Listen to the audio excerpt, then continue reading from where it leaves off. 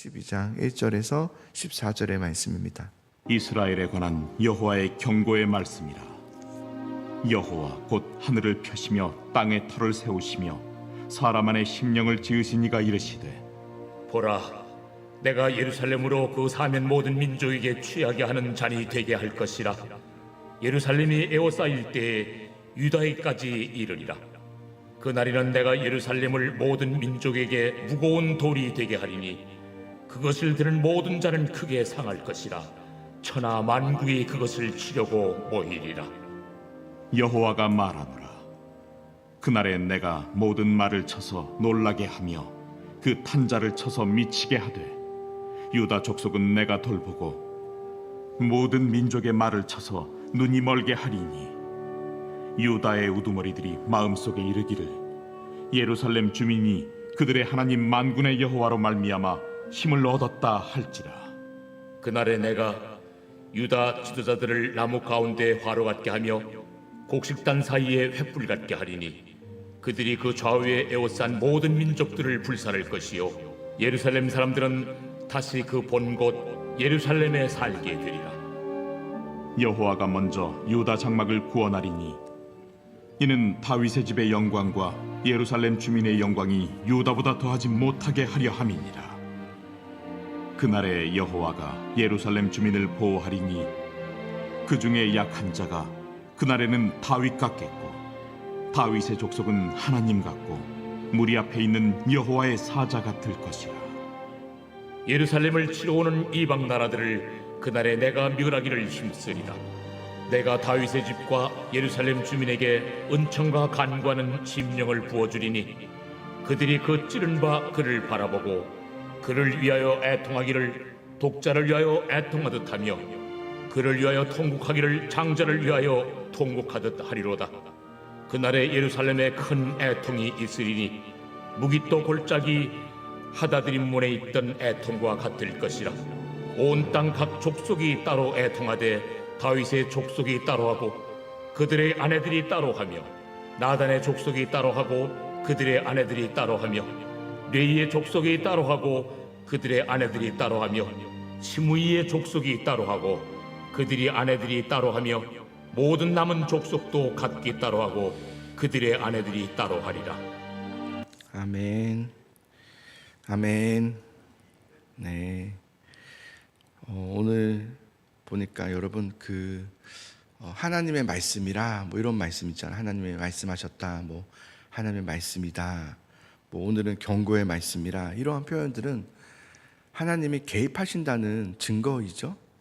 그렇죠? 그러니까 우리가 그렇게 들을 필요가 좀 있을 것 같아요. 하나님이 경고의 말씀이라 그러면 선뜻 겁부터 내는 것이 아니라 하나님께서 내 삶 가운데 개입하신다라는 은혜의 증거로 보시면 좋겠습니다. 그래서 여러분 삶 가운데 하나님이 막 말씀해 주시고 말씀을 깨닫게 하시고 은혜 주시고 막 기도하게 할 마음 주시고 이러면 그때 그것이 하나님이 내 삶 가운데 지금 개입해 주시는구나라는 것으로 생각하고 그걸 은혜로 받으시기를 바랍니다. 그 은혜로 받으시면 돼요. 그래서 여러분 하나님 나에게 지금 말씀해 주시고 계시고 기도하고 계신다는 것이 얼마나 감사한지 모릅니다. 자, 1절을 보겠습니다. 자, 1절의 말씀 함께 있습니다. 시작. 이스라엘에 관한 여호와의 경고의 말씀이라. 여호와 곧 하늘을 펴시며 땅에 터를 세우시며 사람 안에 심령을 지으시니가 이르시되. 자, 하나님의 경고의 말씀이 임하지만 그것은 이제 하나님께서 내 삶 가운데 개입해 주신다는 의미로 보는 게 좋다고 그랬죠. 자, 하나님 자신을 이제 표현을 할 때 어떻게 표현하고 있냐면 오늘 1절을 보시면 하나님은 어떤 분이라고 표현하고 있습니까? 여호와 곧 하늘을 펴시며, 그렇죠? 그 부분도 체크하시고 그 다음에 또 한 가지 땅에 터를 세우시며, 그리고 또 한 가지 마지막 사람 안에 심령을 지으신 이렇게 표현합니다. 하나님에 대해서 하늘을 펴시고, 이 묘사를 잘 생각해 보세요. 하늘을 펴시며 땅에 터를 세우시며 사람 안에 심령을 지으시고, 펴시고 세우시고 지으시는 하늘, 땅, 사람, 그 마음, 다 창조에 대한 묘사죠. 그러니까 창조에 대한 묘사죠. 그러니까 새 창조를 지금 예수님 하나님께서 말씀하세요. 하나님은 창조하는 하나님이신데 한 번 창조가 끝난 것이 아니라 우리에게 무엇이 약속되어 있습니까? 새 창조가 약속되어 있죠. 그죠? 새 창조. 예수님 오시는 그날 새 창조의 역사가 시작되죠.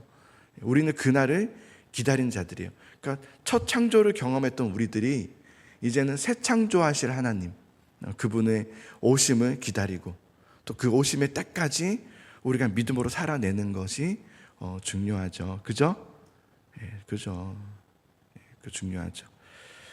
자, 하나님은 새 창조를 약속하신 하나님, 우리에게도 지금도 새 창조를 약속하신 하나님, 우린 새 창조의 역사를 바라보며 살아가는 사람들이라는 것을 우리 여러분 꼭 기억하셔야 돼요. 자, 2절을 보겠습니다. 자, 2절 있습니다. 시작. 보라, 내가 예루살렘으로 그 사면 모든 민족에게 취하게 하신 잔이 되게 할 것이라. 예루살렘이 애워싸일 때에 유다에까지 이르리라. 자, 하나님께서 예루살렘을 잔이 되게 하겠다 그랬어요. 잔이 되게 하겠다.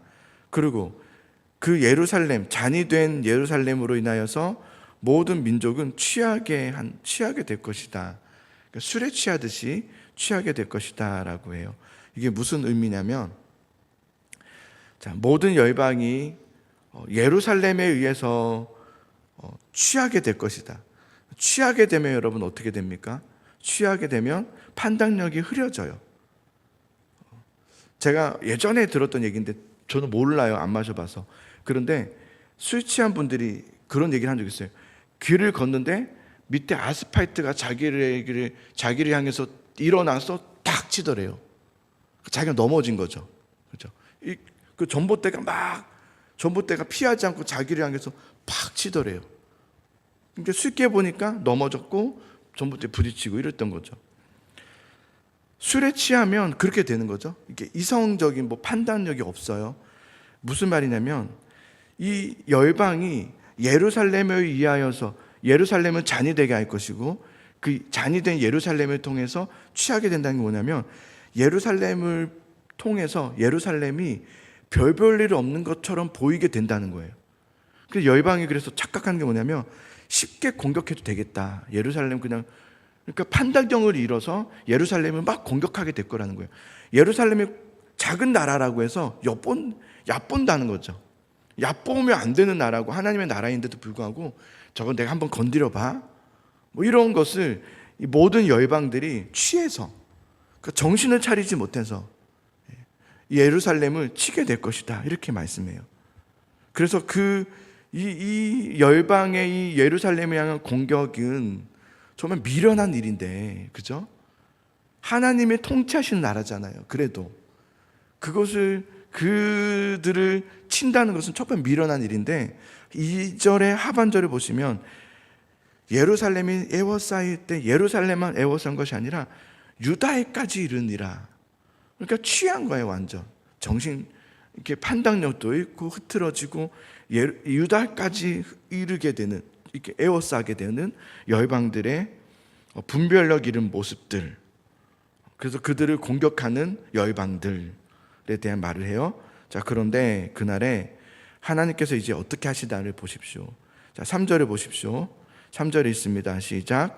그날에 내가 예루살렘을 모든 민족에게 무거운 돌이 되게 하리니 그것을 드는 모든 자는 크게 상할 것이라.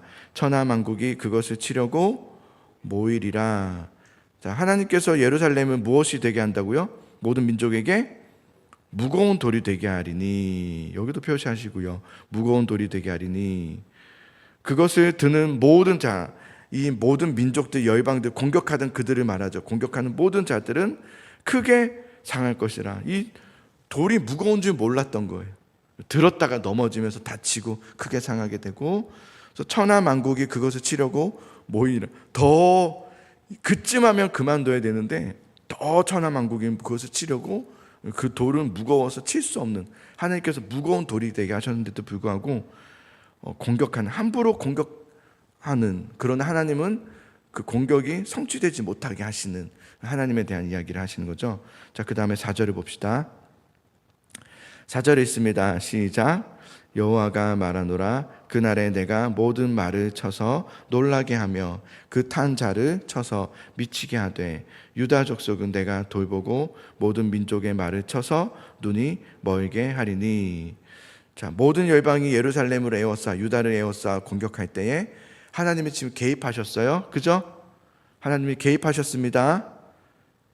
하나님께서 예루살렘을 공격하는 어떻게 모든 열방의 말들을 쳐서 말을 치니까 막 놀라죠. 놀라게 하며 그 탄자들을 또 쳐서 미치게 하리라. 막 정신 못 차리게 하는 거죠. 지금 막 얼마나 혼동 속에 있었겠습니까? 하나님께서 그렇게 하겠다는 거예요. 말들을 쳐서. 그러니까 정말 말을 친다는 게 아니라 그들을 공격하지 못하게 혼돈을 일으킨다는 거죠. 자, 그러면서 4절에 보면 유다 족속은 내가 돌보고 그랬어요. 내가 돌보고. 내가가 누굽니까? 하나님이죠? 네. 잘 듣고 계시죠? 네. 하나님이죠? 내가 돌보고 했어요. 이 돌보고라는 말, 돌보고, 파카흐, 이 돌보다라는 말도 있는데요. 또 하나의 말이 뭐냐면 눈을 열게 하다 이런 뜻이에요. 눈을 열게 하다. 그러니까 보세요.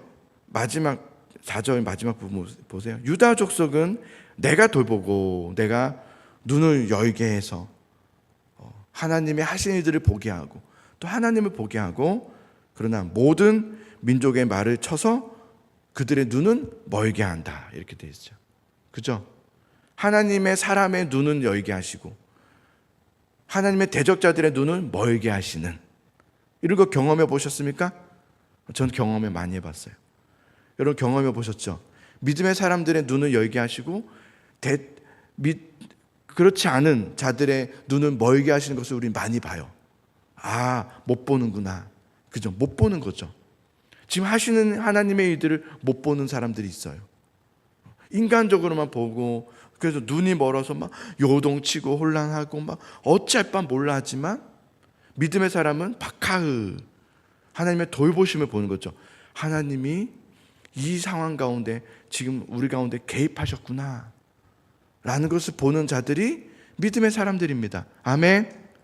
그게 믿음의 사람들이죠. 예. 하나님이 개입하시자 모든 것이 막 정리되기 시작하는 거예요. 그러니까 여러분 막 우리 일이 제 아무리 막 일이 꼬인다 할지라도 그래서 막 어디서부터 풀어야 될지 모르겠고 답이 보이질 않고 어렵고 그런 상황이 있지라도 여러분 누가 돌보심이 있어야 됩니까? 하나님이요. 그러니까 우리는 누구에게 맡겨야 되는 겁니까? 하나님께 맡겨야죠. 결과가 중요하지 않습니다. 요즘은 여러분 저도 안 하지만 요즘은 시대가 AI 시대라고 하잖아요. 들어보셨죠? 요즘은 챗 GPT라고 그래가지고요. 여러분 있는 분도 있는지 모르겠지만 AI에게 물어봐요. 대부분은 요즘은 굉장히 잘 가르쳐 줍니다. 어떻게 하면 돼? 내가 생각하지 못했던 것들을 막 가르쳐 줘요. 나 자신의 생각보다 통찰력이 있습니다. 왜냐하면 많은 정보들을 훨씬 더 많이 방대하게 가지고 있기 때문에 그런 상황에서는 어떻게 해야 되는지에 대한 명확한 결론까지 딱 지어줘요. 어떻게 해야 되는지. 그래서 그거를 많이 합니다. 저는 안 합니다. 하라고 하는 사람도 많아요. 저에게 하라고 좀 필요하다고. 필요한 건 알겠어요. 그래서 나중에 할 수도 있겠죠. 근데 저는 조금 염려되는 게 있어요. 우리가 사실은 하나님께도 마찬가지지만 결과를 늘 우리는 소망해요. 그죠? 우리의 소망은 늘 결과예요. 이렇게 되었으면 좋겠다. 그래서 이런 모양이 만들어지면 참 좋겠다. 내 인생이 지금은 이렇게 어렵지만 그러나 이렇게 되면 좋겠다. 라는 늘 결론을 우리는 꿈꾸고 살아요. 그런 결론을. 그거는 저는 나쁜 게 아니에요. 좋다고 생각해요. 어떤 결론을 꿈꾸고 그것을 기도하고 하는 건 좋다고 생각해요. 그런데 어제 누군가의 대화를 통해서 크게 하나 깨달음이 하나 있었어요. 뭐냐면 어떤 것의 결론이 무엇일까? 어떤 것에 그래서 이 일에 대한 끝은 어떨까를 궁금한 것도 좋죠. 그래서 그게 좋은 결론이 나는 건 좋은 것 같아요. 그런데 그것보다 더 중요한 게 있대요. 그게 뭐냐면 그 결론을 얻기까지 내가 하나님 앞에 얼마나 기도했느냐. 사실은 우리가 후회하는 게 하나 있는데 뭐냐면 결론은 얻어내도요, 내가 그 일을 통해서 하나님 앞에 충분한 기도가 없으면 그 결론이 그렇게 나에게는 큰 영향력을 주거나 내 인생을 정말 변화시키거나, 우리는 그렇게 되면 변화될 거라 생각하잖아. 이 결론만 오면 내 삶은 변화될 거야. 잠깐뿐이지 그것이 정말 내 삶을 변화시키진 않는다는 거예요. 근데 우리가 중요한 게 뭐냐면 그 결론은 어떤 걸 받아낼까가 아니라 이 지금의 내 상황과 어려움이 있단 말이에요. 우리 모두는 그 모든 어려움 속에서 하나님 앞에 기도해야 돼. 충분한 기도가 있어야 된다는 거예요. 후회하지 않을 만큼 내가 정말 열심히 기도했다, 이게 필요하다는 거예요. 되게 중요하다 생각이 들었어요. 여러분, 우리가 하나님 앞에 어떤 결론을 내는 것은 중요하지 않아요. 정말 중요한 것, 정말 우리가 중요한 것은 뭐냐면 그 일을 통해서 내가 얼마나 기도했냐는 거예요. 그리고 정말 최선을 다해서 기도했냐는 거예요. 열심히 후회하지 않을 만큼 기도했느냐가 중요하더라고요. 그게 저에게는 또 하나의 큰 깨달음이었어요. 여러분, 우리에게 어떤 일이 막 막히고 꼬이고 막 어려움이 있을 때 하나님 앞에 맡긴다 하는 것은 뭐냐면 정말 충분히 기도하는 거예요. 몇 번 기도하고 말고 뭐 기도하다 말고 이런 게 아니라 충분히 기도하는 거예요. 여러분, 충분히 기도하십니까? 하나님 앞에 적당히 기도하는 게 아니라 후회하지 않을 만큼의 기도가 있어야 돼요. 그러면 그 결과에 대해서 여러분 하나님의 돌보심을 보게 됩니다. 하나님이 이런 뜻이 있구나, 그래서 주님은 이렇게 하셨구나 라는 파카를 알게 돼요. 근데 그거를 알지 못하면, 아니 충분한 기도가 없으면 그냥 결과만 자꾸 보면서 판단해요. 됐네 안 됐네 뭐 이런 것만, 너무 표면적인 것으로만 판단하게 되는 거죠. 저는 사랑하는 성도 여러분, 저도 그렇고 우리가 충분한 기도가 있기를 소망합니다. 기도 많이 하셔야 됩니다. 후회하지 않는 만큼, 어려움이 있으면 있은 만큼 더 많이 하셔야 됩니다. 나는 어려움이 덜 있는지 모르겠지만 그게 내가 느끼는 걸 수도 있어요. 내가 감각이 무감각해서 그게 어려움이 별거 아닌 것처럼 느끼는 걸 수도 있겠어요. 무통처럼 무감각해진 것. 우리가 여러분 충분히 기도해야 돼요. 충분히. 그래서 주님께서 여러분에게 말씀 주시고 또 듣게 하시고 들려주고 깨달아진 것이 있잖아요. 하나님께서 개입하신다는 뜻이에요. 아, 내 삶 가운데 개입하시는구나. 그러면 여러분 충분히 기도하게 하실 때 기도하셔야 되고요. 그러면서 감사하시면서 나아가시기 바랍니다. 여러분 12장부터 반복되는 단어들이 좀 있는데요. 12장부터 마지막 14장까지 반복되는 단어가 뭐냐면 그날에예요. 그날에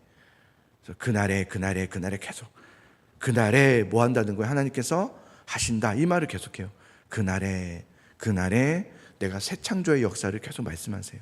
그날에 내가 할 것이다. 그날에 하나님께서 우리에게 하시는 그 날을 계속해서 12장부터 14장까지 계속 반복합니다. 여러분, 우리나라는 한때, 이제 저를 보십시오. 우리나라는 한때, 우리 한국교회는 한때 어떻게 가르쳤냐면 하나님께 열심을 가르쳤습니다. 하나님께 열심히 하라고, 열심히 봉사하고 열심히 땀 흘려서 열심히 수고해서 열심히 의지와 노력으로 하나님께 드려야 된다. 여러분, 뭔가를 드리십시오. 이렇게 한국교회는 한때 그랬습니다. 하나님께 열심을 외치고 하나님을 향해서 막 크게 하고 뭔가를 그래서 이루어내어서 드려야 된다.